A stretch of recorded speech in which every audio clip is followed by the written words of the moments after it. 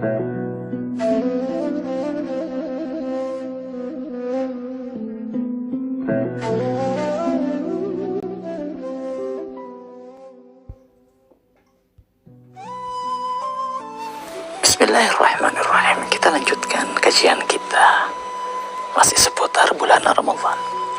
Pada pertemuan sebelumnya kita membahas tentang menjadi majnun, menjadi hamba Allah yang majnun, menjadi hamba Allah yang gila. Waduh,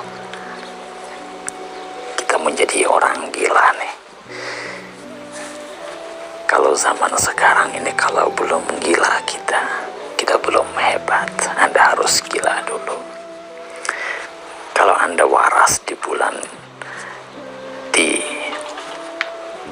zaman sekarang, itu berarti Anda belum sempurna. Belum sempurna dong. Kalau Anda menjadi sama dengan orang lain, berarti Anda sebenarnya, ya istilahnya seperti itu, Anda belum bisa dikatakan dekat sama Allah, belum. Kan Rasulullah itu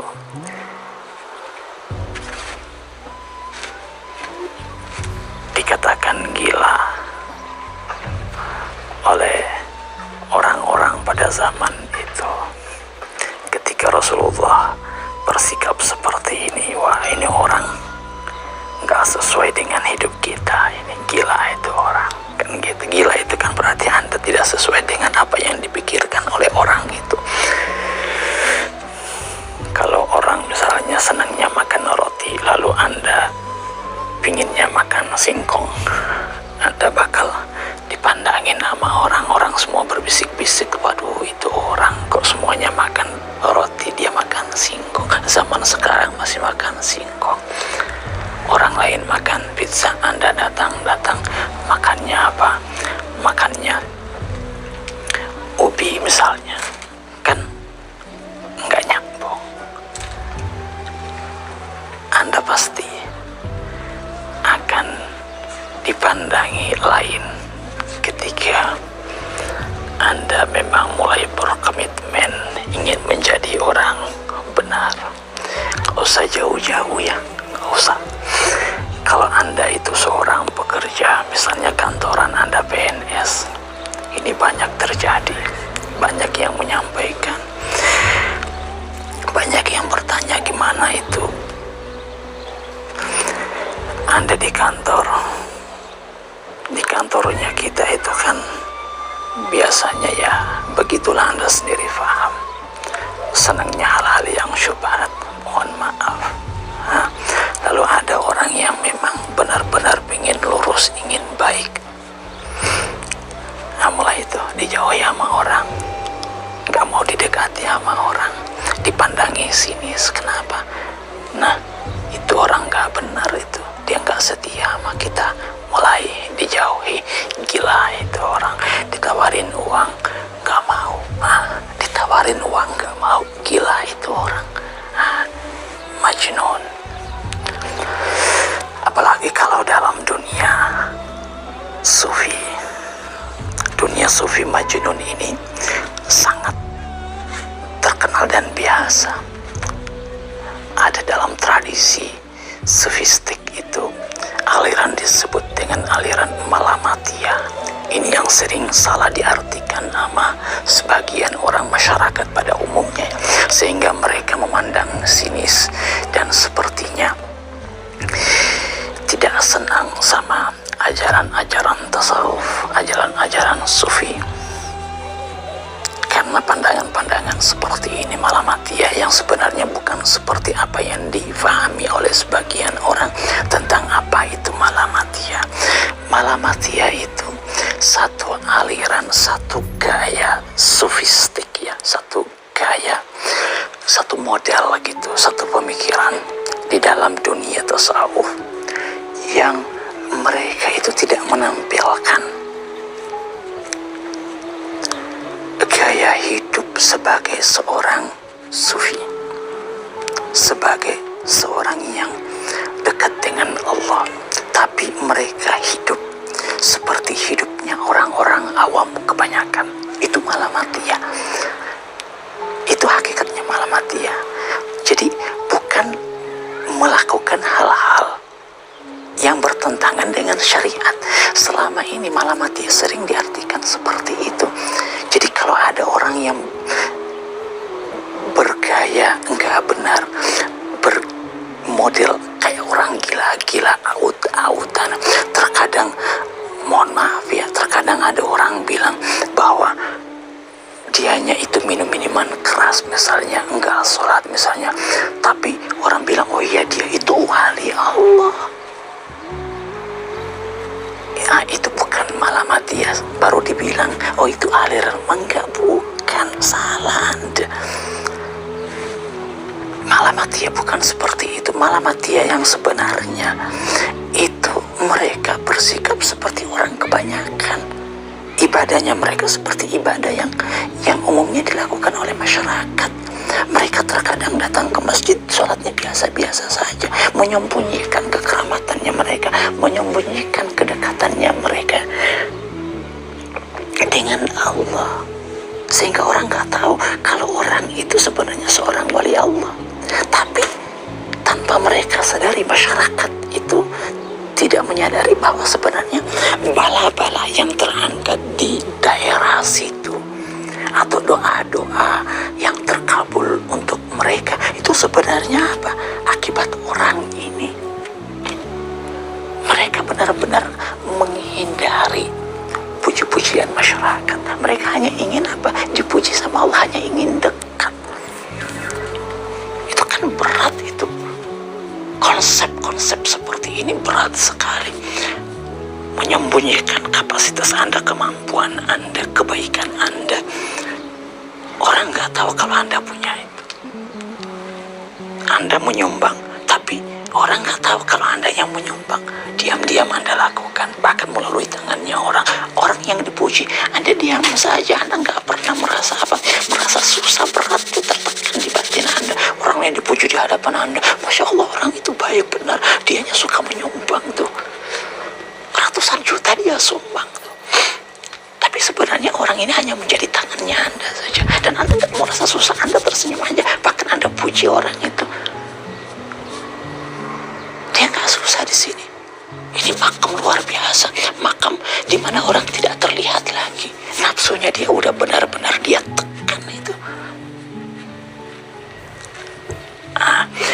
Ini orang-orang yang menganggap bahwa alam dunia ini bukan lagi tujuan bagi mereka, tapi bagi mereka tujuan tidak lain adalah Allah. Bahkan akhirat pun dalam artian apa yang ada di dalam apa, dalam kehidupan akhirat, kenikmatan yang ada di alam akhirat itu enggak lagi menjadi tujuan mereka, bukan itu lagi, tapi benar-benar hanya apa, hanya Allah semata. Qurbatan ilallah, la nuridu minkum jazaan. Jadi tidak lagi mengharap apa-apa, wala syukura, terima kasih pun enggak. Itu benar-benar mereka apa? Mereka tampilkan, mereka praktekkan itu. Kalau rasa ini sudah ada, wallah luar biasa Anda wali Allah. Kan susah itu, susah. Ini seperti kisah terjadi kepada seorang pesuluk, seorang murid. Ini istilah-istilah yang ada di dunia tasawuf. Murid artinya orang yang berkeinginan, dari kata arada, berkeinginan. Siapa yang dia inginkan? Tuhan, berkomitmen untuk dekat dengan Allah. Murid. Pesuluk dari kata salaka, yaitu orang-orang yang berjalan penapak jalan spiritual, ingin menyempurnakan dirinya, ingin meraih kesempurnaan rohani. Itu pesuluk. Berjalan itu pesuluk tuh. Nah, ini murid disuruh sama gurunya, Wahai murid, ini kata gurunya kepada muridnya, wahai murid, kamu ini udah lama belajar sama saya. Nah sekarang saya ingin nyuruh Anda mengabdikan, berkhidmat kepada masyarakat dengan apa yang sudah kamu pelajari. Oke, kamu pergi ke tempat ini. Ini tempat yang angker, bisa dibilang kayak gitu. Masyarakatnya itu bukan orang yang berbudaya. Preman itu pada zaman itu terkenal. Orang-orangnya senang melakukan hal-hal yang tidak baik. Disuruh ke sana, kamu berdakwah di sana, kamu rubah tuh tempat itu. Oke, dia terima. Oke, wahai guru. Dia pergi ke sana. Dia masuk ke sana.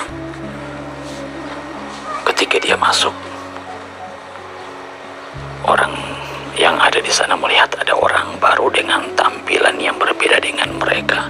Sebagai tampilan seorang ustadz songkoan gitu, sarungan lagi, ya katakanlah lagi jenggotan. Wah, ini siapa nih yang masuk ke sini nih? Ini orang asing berbahaya ini. Dia masuk ke dalam, mulai diganggu sama mereka. Berbagai macam cara dibikin supaya orang ini diusir. Terkadang dipukulin, tapi dia terima semuanya dengan sabar. Dia mulai berdakwah. Terus dia lakukan karena Allah. Bertahun-tahun dia kerjakan itu semua. Pada akhirnya dia berhasil mempengaruhi masyarakat yang ada di sana. Ternyata masyarakat di sana mulai menerima dia. Yang tadinya preman mulai menjadi orang-orang alim. Akhirnya di tempat itu awalnya nggak punya masjid, nggak ada. Islam tapi nggak punya masjid. Akhirnya dia mampu membangun prakarsa dari orang-orang masyarakat yang ada di sana. Masjid dibangun, masjid mega lagi. Pada saat masjid udah dibangun, mau diresmikan tuh masjid. Diresmikan. Nah, ketika mau diresmikan, ya diundang, gurunya diundang, disampaikan kepada masyarakat yang ada di sekitarnya. Pembesar diundang. Karena ini luar biasa ini. Mampu merubah satu masyarakat yang tadinya masyarakat jahiliyah. Gurunya diundang juga untuk meresmikan. Hari H udah ditentukan peresmian. Konsep-konsepnya udah diatur, apa-apa jadwalnya tuh. Pembicara ini udah. Tidak lama kemudian dapat pesan dari gurunya. Sekarang tugas kamu udah selesai di sini. Sekarang kamu angkat kaki, kamu pergi. Tapi peresmian belum selesai. Tidak. Sekarang tugas kamu udah selesai. Pergi kamu. Karena ini kata gurunya, dia taatin. Sami'na wa ata'na. Guru yang berbicara nih, murid harus taat kan kayak gitu. Oke. Tapi dengan apa? Dengan hati yang mendongkol. Marah dia sebenarnya. Tapi dia nggak bisa berkata apa-apa. Protes juga nggak bisa. Hanya pikirannya mulai macam-macam. Ini guru gimana? Saya udah mati-matian merubah itu. Itu hasil usaha saya, kerja keras saya. Itu mampu merubah dan membangun masjid. Kok saya nggak diberikan kesempatan untuk meresmikan itu? Setidaknya saya bicara tuh pembukaannya. Tapi gurunya bilang, kamu pergi. Akhirnya dia pergi. Dalam perjalanan, dia mulai berpikir, mulai terbuka tuh pikirannya, udah tenang dia. Dia merenung dan ternyata dia menyadari bahwa gurunya berniat baik kepadanya.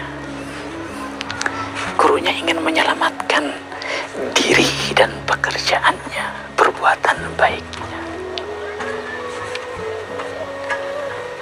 Selama dia masih ada di situ dan merasa bahwa itu hasil perbuatannya dia, berarti selama ini dia belum ikhlas dengan perbuatannya dia, dan itu bisa merusak dirinya. Dan gurunya tahu, cepat-cepat kamu pergi, kamu jangan kotori dengan perbuatan-perbuatan baik seperti itu, silahkan.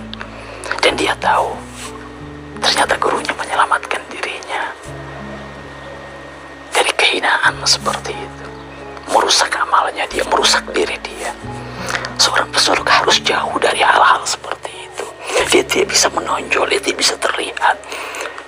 Amal-amal perbuatan baik jangan dilihat, jangan dihitung, dikalkulasi sama sekali tidak.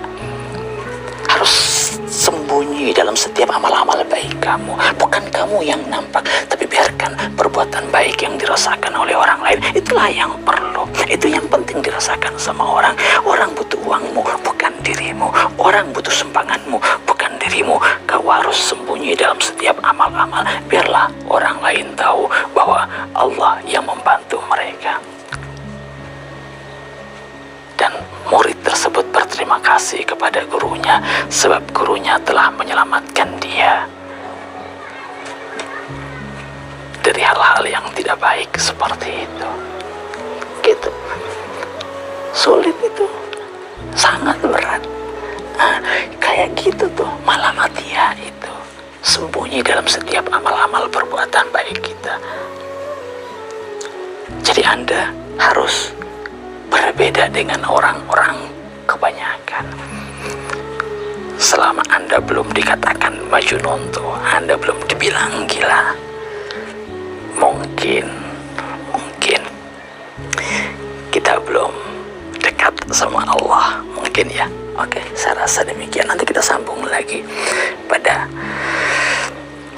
kajian selanjutnya, masih tetap dengan tema